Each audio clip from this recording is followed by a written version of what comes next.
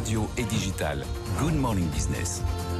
Confrontée à une sécheresse sans précédent, la France découvre depuis quelques jours la notion de priorité pour l'usage de l'eau ainsi que les grosses lacunes dans la politique de gestion des réserves et des ressources hydriques. On va en parler avec Franck Galland, président de ES Eau Carré, cabinet de conseil spécialisé dans l'ingénierie urbaine. Bonjour, merci d'être en ligne avec nous.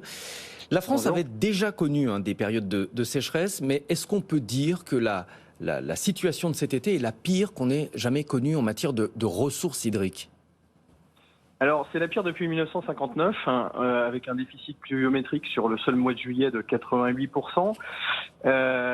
Donc, effectivement, la France est rentrée dans un stade où notre climat devient semi-aride, un peu à l'équivalent de l'Espagne. Et si on parle de ce pays qu'est l'Espagne, je pense qu'on a beaucoup à apprendre sur la manière dont ils ont su s'adapter à une contrainte climatique avec des sécheresses régulières, de plus en plus longues, mais également des phénomènes de pluviométrie particulièrement intenses où pendant 2-3 jours, vous avez l'équivalent d'un an de pluie. Donc dans ce domaine, effectivement, beaucoup de choses restent à faire. Alors justement, on va devoir apprendre des autres pays. La France, par exemple, est très en retard dans sa politique de gestion de l'eau. On ne réutilise que 1% des eaux usées en France. C'est 15% en Espagne, 80% en Israël. Alors c'est même moins que 1%. C'est-à-dire que ce recyclage, cette réutilisation des eaux usées, où on va traiter des eaux usées pour les réinjecter en circuit fermé à des fins d'arrosage agricole, à des fins d'arrosage d'espaces verts, effectivement, nous sommes très très en retard. Et en Israël, on est plus proche de 90% aujourd'hui que 80%. Et là, il va falloir effectivement que notre législation puisse évoluer de façon à permettre à des collectivités et à leurs opérateurs en délégation de services publics ou en régie publique de mettre en place ce type de projet de réutilisation des eaux usées, mais également d'utiliser ces eaux grises, comme on les appelle, pour le secteur industriel.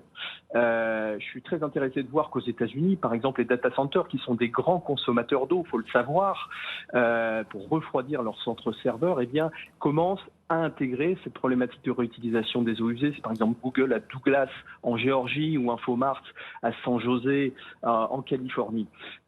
Donc là, ce secteur industriel qui est consommateur, c'est 10% des prélèvements en France, c'est uniquement 6% des consommations, que ça soit l'industrie chimique, l'industrie papetière, l'industrie agroalimentaire, vont devoir déjà introduire des notions de transparence sur l'empreinte en eau qui est la leur et introduire deux choses, de la digitalisation pour pouvoir effectivement compter précieusement cette goutte d'eau qui rentre dans leur circuit de process et mettre en place des modules de retraitement des eaux usées. Et pour cela, ils ont un certain nombre de partenaires particulièrement compétents, je pense à des groupes mondiaux comme Veolia, qui doivent pouvoir effectivement leur apporter des solutions à travers des partenariats public-privé, privé-privé, innovants, en tout cas inédit, pour pouvoir faire en sorte que cette ressource soit protégée. Qu'est-ce qui bloque en France? Pourquoi est-ce qu'on a un tel retard en France? Vous parliez de réglementation qu'il faudrait modifier, mais est-ce que tout simplement la France, jusqu'à présent, avait l'impression qu'on n'avait pas de problème particulier avec l'eau? Écoutez, en France, de manière générale, jusqu'à aujourd'hui, nous avions des rendements de réseau que nous jugions suffisants, 20% de fuite. C'est pas suffisant. D'ailleurs, le Grenelle de 2010 avait très très clairement dit que l'objectif était d'atteindre uniquement 15% de fuite. Mais pour ça, il faut investir massivement. Il faut investir 2 milliards par an sur le renouvellement des canalisations. Il faut aussi s'ouvrir l'esprit. Je veux dire, la recharge artificielle de nappes qui se pratique allègrement, par exemple au Moyen-Orient, il faut qu'on puisse profiter de très fortes pluviométries l'hiver pour pouvoir réinjecter dans nos nappes.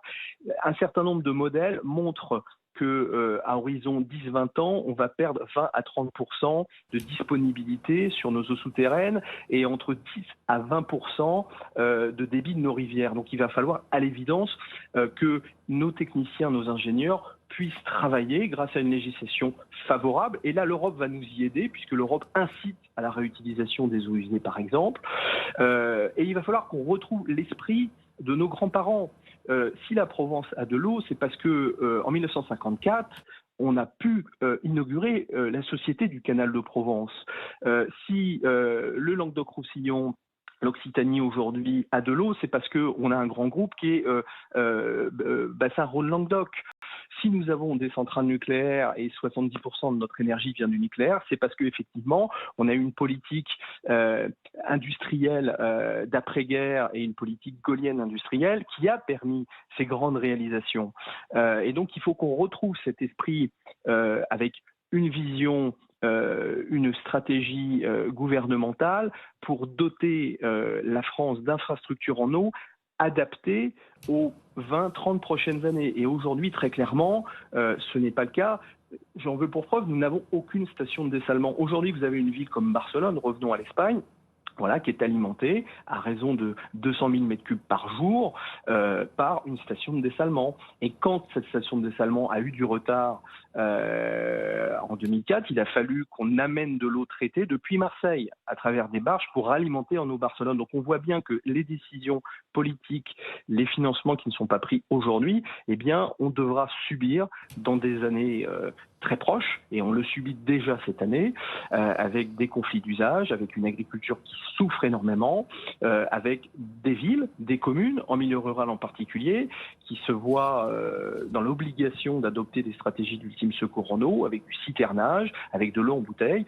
Et ça, va falloir qu'on puisse résoudre en anticipant et en se dotant aussi de moyens de réaction, parce que ce que nous vivons là en sécheresse, on va le vivre également en phénomène pluviométrique particulièrement intense. On a tous en mémoire ce qui s'est passé en octobre 2020 sur l'arrière-pays niçois. Eh bien, il faut s'attendre malheureusement cet automne à de très très fortes perturbations dues à des pluies quasi diluviennes. Et quand on a des pluies diluviennes, on a un impact immédiat sur les réseaux électriques. Et nous, dans notre domaine qui est l'eau potable, si on n'a pas d'électricité, on ne fait pas d'eau et pas d'assainissement. Vous avez parlé... on a un certain nombre de dégâts. Vous avez parlé d'un point intéressant, c'est le niveau de fuite très élevé dans le réseau de transport d'eau. Dans certaines parties du réseau, on en perd la moitié. C'est un vrai scandale. Alors, je ne sais pas d'où vient votre chiffre très élevé par rapport à nos voisins européens. Nous sommes plutôt de bons élèves. Nos amis belges, c'est 27%. Mais est-ce qu'on doit se contenter de ces 40%. chiffres? C'est normal de perdre autant d'eau sur le réseau? Oui. Alors oui, vous n'arriverez jamais à 100%. À 100%, c'est-à-dire une goutte d'eau qui rentre en sortie de station de production et qui arrive chez le consommateur, c'est impossible. Vous savez, en France, alors peu de Français le savent, mais c'est 900 000 km de réseau. C'est 22,6 fois le tour de la Terre. Voilà, on a 900 000 km de réseau sous nos pieds, qui datent pour certains, qui nécessitent une très forte politique d'investissement pour pouvoir effectivement, année après année, on est de manière générale à 320 € pour changer 1 mètre linéaire de réseau. Ça prend du temps, ça crée des tranchées dans les villes, donc c'est plus ou moins accepté, et ça ne se voit pas. Le problème de l'eau, c'est que effectivement, nos infrastructures, à part de belles usines, qui permettent effectivement de traiter, qui s'inaugurent avec un beau ruban, eh bien, nos réseaux sont enterrés. Et effectivement, on a besoin de les renouveler, on a besoin de les réparer, et ça, il faut un grand programme d'investissement dans ce domaine, à l'évidence, comme il nous faut pouvoir intégrer, tester de nouvelles technologies pratiquées par nos voisins. Je pense notamment à la recherche artificielle de nappes ou à la réutilisation des eaux usées. Merci beaucoup Franck Gallon d'avoir été en duplex avec nous, d'avoir été au téléphone avec nous. Vous êtes président d'ES au carré, cabinet de conseil en ingénierie urbaine.